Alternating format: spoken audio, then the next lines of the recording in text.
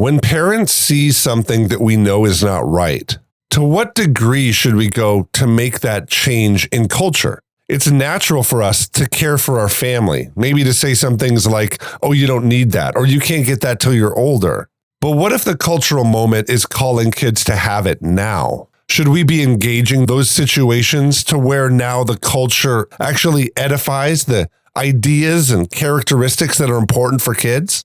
This is a big question and something that's being played out right in front of us with a new lawsuit that's being filed against Facebook. Dr. Kathy has some important insights for us as parents on how to step forward in these moments, to keep us from cowering in the dark with our own family and to step out boldly and shine bright light in society in important times. So we're going to turn now to Dr. Kathy Cook for some insight. Don't be afraid of the dark. Be careful with stars. Not every light is gonna guide you, baby. Not every light is gonna guide you. So Dr. Kathy, dozens of U.S. states are suing Meta platforms. That's Facebook and Instagram. And they're accusing them of contributing to a youth mental health crisis through the addictive nature of their social media platforms. In a complaint that was filed in federal court in Oakland, California, on 33 states, including California and Illinois, said Meta has repeatedly misled the public about the substantial dangers of its platform and knowingly induced young children and teenagers into addictive and compulsive social media use. The report says, quote, Meta has harnessed powerful and unprecedented technologies to entice, engage, and ultimately ensnare youth and teens. Its motive is profit, end quote. The lawsuit seeks a variety of remedies, including substantial civil penalties. In an email statement on this, they said, quote, we're disappointed that instead of working productively with companies across the industry to create clear, age-appropriate standards for the many apps teens use, the attorneys generals have chosen this path, end quote. So, Dr. Kathy, I honestly can't believe Meta's response here, right? I mean, this is an attack the man kind of move. What would you make of this story when you hear this? What are your thoughts here? Oh, I had to reread that part twice. You know, you send this out to me a little bit in advance, so I have a little bit of prep time.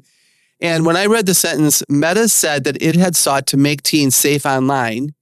I laughed out loud and reread that again because I've done enough reading and talked to some experts to know that that is not their motivation. Their motivation is money. And then we're disappointed that instead of working, no, this is nonsense. This is not what they're known for in other research that's been done. And so I'm very, very sad.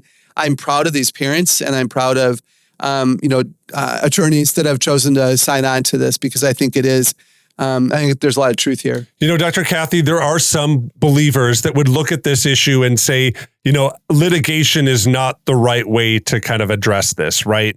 When we kind of go to court, it's something that should be kind of egregious. And at the same time, there are others that are really filing lawsuits against doctors who are performing so-called gender reassignment surgeries. And these parents now who are filing lawsuit against Facebook because of what Facebook is really trying to do. And actually, we have explicit documentation from different government testimonies that they've actually had to sit through that show that Facebook has no care for teens. Is it right in these contexts for Christians to seek litigation to protect our kids? What are your thoughts there as an expert? First, I was going to say, and I will say that I am not an expert on the scriptures that would talk about the fact that we maybe should not sue. So I respect that you brought that up. I know there are scriptures that address that.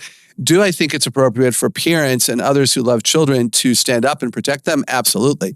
Do I assume that these parents have tried other means of stopping Facebook and Instagram, Meta, from damaging their children? I'm assuming so. I'm assuming there are letters that have been written and meetings that have been held and, you know, all those and data that's been collected to try to get Meta to, you know, change its process or its development of these platforms. So I'm assuming some of the things have happened first.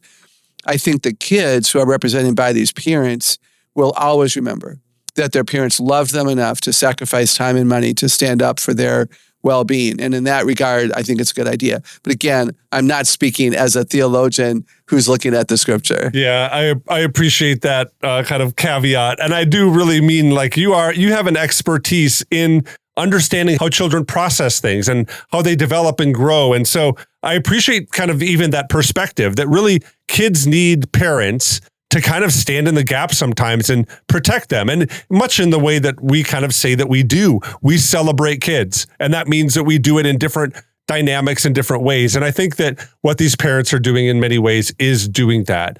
But I want to bring up kind of maybe a different question and kind of approach this from a different standpoint, because I think that there are always kind of these pressures that parents feel to kind of allow our kids to kind of be a part of this community, right?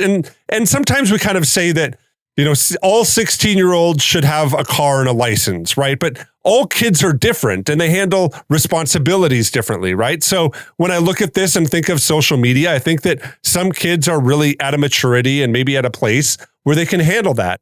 I've got other kids that when they grow up, I'm not sure that they're going to be at that same place to kind of handle that in the same way that I would say not all 16-year-olds should have a car and a license, right? There's a little bit of maturing that some would need to do where they can now kind of show that they're able to handle the responsibilities and the risks and different things like that. So when we look at this thing, because the issue here with Meta and Instagram might just kind of be that, you know, if your kids feel threatened in these environments, they shouldn't be on them, right? They should just kind of go and you don't have to use these things. Should we kind of follow the cultural standards for our kids that once they turn, 16, that they should be able to have a Facebook account and kind of get in the car and drive behind the wheel and kind of handle those challenges, even when they might not necessarily be ready? Or should we kind of pull back their privileges till we kind of feel like they're ready, maybe when they're 17 or 18, or they've kind of shown some benchmarks there? What's kind of the best way to look at development here in terms of how kids are looking at issues, especially kind of in light of this story where we kind of say, most kids are going to have Facebook accounts. And so we want Facebook to be thinking of kids in the right vein. Or should we kind of hold Facebook back so that our kids can handle the challenges that Facebook's going to present? What are your thoughts there? I think it does depend upon the children. And this is something that we talk about often here, that children have different developmental ages and stages and different learning strengths and abilities and different personalities and different emotional maturity. Just because 13 is a legal age for social media does not mean all 13-year-olds should be there. And as you've pointed out, I would not allow 16-year-olds to drive who are quick-tempered, impulsive, irresponsible, and distracted easily. I don't care if they turn 16. Maybe they get their learner's permit, and that's a rite of passage. Doesn't mean that they are allowed to, test for a license and go independent. And when they complain, you look them right in the eye and you say, you earn the privilege. But I'm 16. You still earn the privilege, just like, you've earned other privileges in your life. So your character shows up. So I believe that we all believe here at the ministry that character age is more important than chronological age. So have they, again, been grateful and joyful and other-centered and humble, then maybe they are allowed to go to some social media sites. And as soon as you see that their character begins to tumble down from that standard that you set at the beginning, I would remove it, or I would decrease the amount of minutes that they were allowed to be on there, because, taking care of their heart is a very, very important thing that you need to do as parents and others who love kids well. I just want to say that it's a real privilege to sit here with Dr. Kathy every week and talk about these topics with you here. And this story especially, I think, had so much for me to glean from. The idea of being a parent to stand in the gap for your kids, and then to think through these different outside platforms that are impacting our kids. It reminded me of a passage out of 2 Peter, and I'm going to begin reading it, chapter 1, verse 5.